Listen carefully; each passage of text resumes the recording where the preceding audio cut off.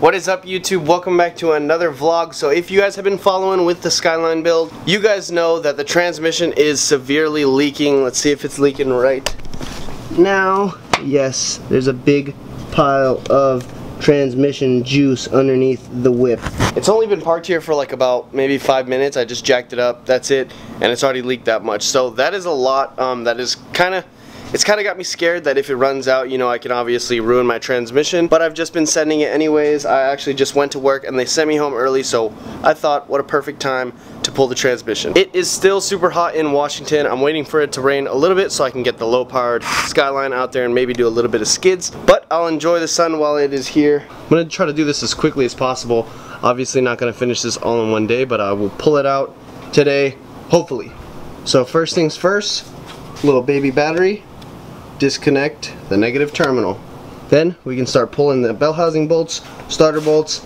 Actually, I'm gonna start with the driveline real quick. Just got the driveline out, laying right there.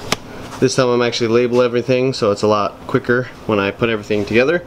But next thing I gotta do is get to those bell housing bolts, which is probably the biggest pain in the end of this whole transmission dropping process.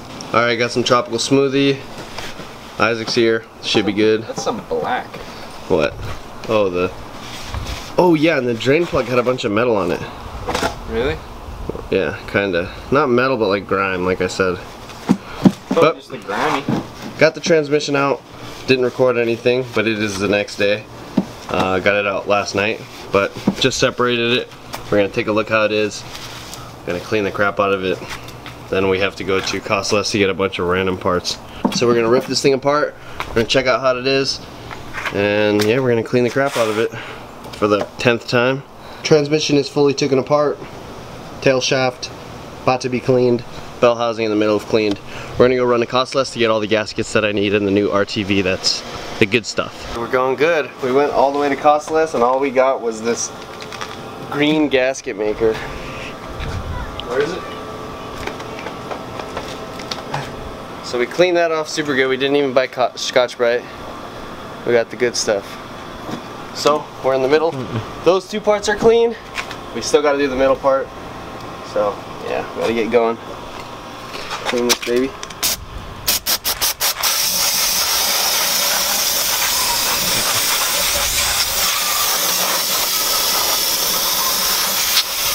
This thing was trashed and it feels so good now now that I've ran it.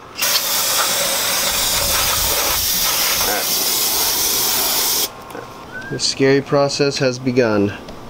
We got the gasket open, gasket maker open. About to put it on the transmission, bolt everything together. Is it green? It's gray. Oh, it's just a green package. But I brought these wheels out because some guy was gonna buy them, but then he flaked, so it's showing now. But all right, I'm gonna set up the tripod. We're gonna get the tail shaft on first, then bell housing, and then we're gonna bolt them together.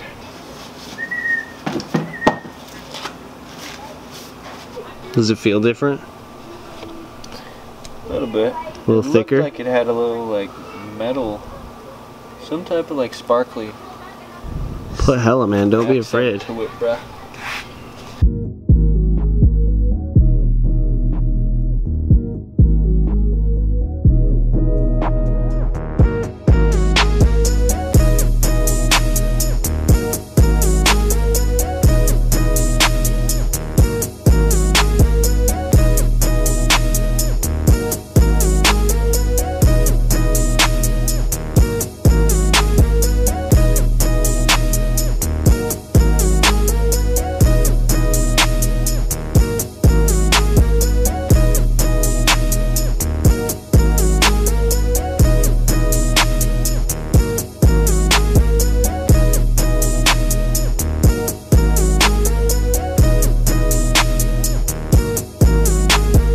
Alright, well, obviously it's late at night. We had to let the RTV cure, but we're good. We gotta put it in now. So, yeah, gonna get demonetized for the music. Oh, this is some dark stuff. Should I pour this in there? You're already doing it, I guess so. Well, it's not in the gears yet. This is some 80-90. What'd you use last time? 75-90. It is the next morning. We are all finished with the car. I'm super thankful. Isaac helped me with the whole thing. I couldn't do it without him at all. Big thanks to him. Got some horrible news this morning. Jake Pasamato with the yellow S14 with the butterfly doors just passed away. It's a very, very sad thing to happen. I want to send my blessings to him and his family. It's a very, very sad thing to happen, especially, you know, at 26 years old. That's very, very young. So rest in peace to Jake. He was one of the biggest inspirations to my S14 build. After I got my S14, I really wanted a kooky. I went to all the drift events. I seen his car at a couple of drift events. I could show some clips of me recording him back when I went to the drift events here.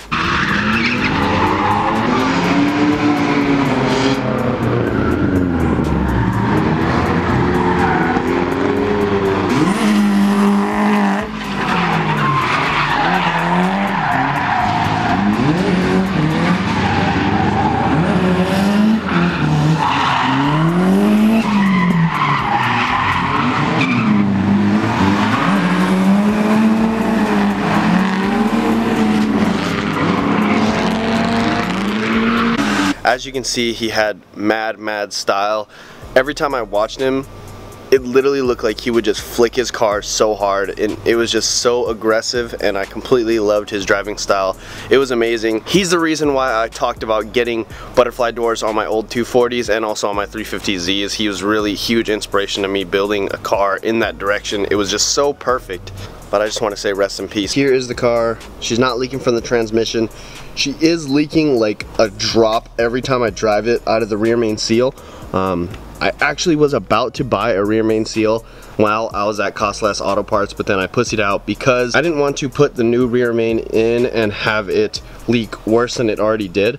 I actually didn't even know it leaked. I thought all the leaks were from the transmission since they're coming from the same point, like in the side of the bell housing is where the rear main seal is. But when it does leak, it's literally like the tiniest fingernail of a drop. When I was finishing everything up, the master cylinder, which is right here, that goes to the clutch pedal, there's a clevis pin that attaches from the master to the clutch pedal, which, you know, you can adjust where you want your point of engagement to be. I didn't put the ending little thing through it to lock the clevis pin in, and it actually fell out while I was driving right outside the neighborhood, just driving it around, and it made my whole pedal collapse in on the master cylinder, bending the master cylinder point inside the cabin. So it completely fucked up my master cylinder.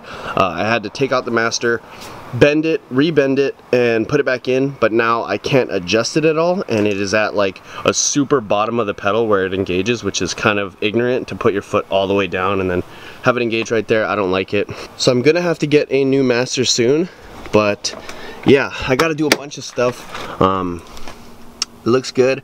I have 2 manual brake pedals and still have the auto one in there. Probably should put that in there, but I'm being lazy. Still need a shift knob, and I still need to insulate that area, but she's mint.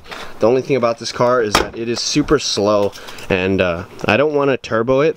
Like, I got all the turbo parts for free, but I'm already thinking about selling them because I don't want to turbo this motor and then have it just kerplop on me like ASAP. That would be like super depressing. I don't want this to just blow up on me, especially because it is a RB20 DE, and these engines won't just be floating around the Pacific Northwest to where I could get them for cheap. It's a non-turbo RB motor, so nobody would even have these over here. So if I did blow it up, I would have to swap it in with a different motor, and I don't want to do that just yet. I don't have the money for it just yet, so gonna keep it stock. So not gonna turbo this car with the turbo parts I have. Sorry to the people who were stoked about that, but it's just a bad idea. I'm kind of just like sad on how slow it is. It's almost like as slow as a Miata, I feel like. Would you guys care if I sold the car, kept the coilovers, maybe not keep the coilovers, but sold the car and got a more powerful version of this car? Like I said, I don't want to turbo this car, but it would be awesome for me to sell this car, go back to the import guys, and get the same car just with a lot more power, save me a lot more time, and it would just be awesome. So comment down below what you guys think about this. The only reason I'm saying that is just because it is just so slow. Like I said, it actually feels like a Miata, and you know, other than that it's right-hand drive and 5-speed, it's really slow and it really bores me driving it around. I was just about to weld the diff, but obviously if I weld the diff, the car is going to be worth a lot less. But let me know in the comments what you guys think. I'm gonna peace out here. I hope you guys like this video. Stay tuned for tomorrow's video. I'm off, so I'm gonna be doing some stuff to the Skyline, making it a little bit prettier. So comment down below what you guys think about the Skyline and my ideas for the whole build process. Peace out, guys. Subscribe for more. Like this video if you guys like it. Peace.